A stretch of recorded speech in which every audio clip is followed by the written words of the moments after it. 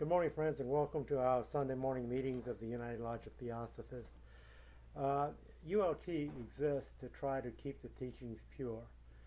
Over the ages, Theosophy, the wisdom of the ages, never changes. It is always the same. But if we look around us in various even theosophical groups, various religious groups, thousands of different views and denominations throughout the world, we find a lot of differences. And these differences come about for many reasons. But the fundamentals are, as I said, the same. And they were passed on to us a little over 100 years ago. And we are trying to keep those teachings as they exist. And our talks, etc., come from students who are volunteers to do this work. The declaration is in the ULT, and again, the declaration here is for that purpose, to try to keep us focused on the teachings without getting diverted based on, by individual opinion, etc. Today's talk is on the Theosophical New Year, and Happy New Year to everyone. New Year started yesterday according to our calendar that we use in this part of the world as we know it.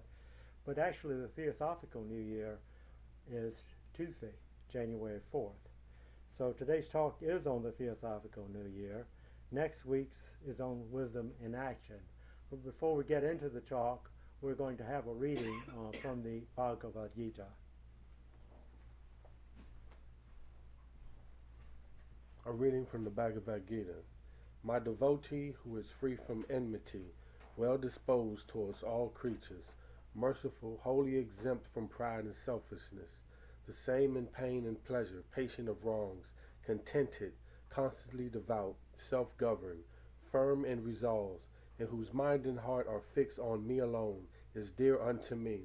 He also is my beloved, of whom mankind is not afraid, and who has no fear of man, who is free from joy, free from despondency, and the dread of harm.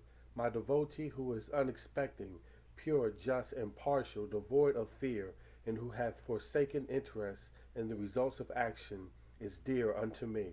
He also is worthy of my love, who neither rejoiceth nor findeth fault, who neither lamenteth nor coveteth, and being my servant has forsaken interest in both good and evil results. He also is my beloved servant, who is equal-minded to friend or foe, the same in honor and dishonor, in cold and in heat, in pain and in pleasure, and is unsolicitous about the event of things, to whom praise and blame are as one, and who is of little speech, content of whatever cometh to pass, who have no fixed habitation, and whose heart full of devotion is firmly fixed. But those who seek this sacred ambrosia, the religion of immortality, even as I have explained it, full of faith, intent on me above all others, and united to devotion, are my most beloved.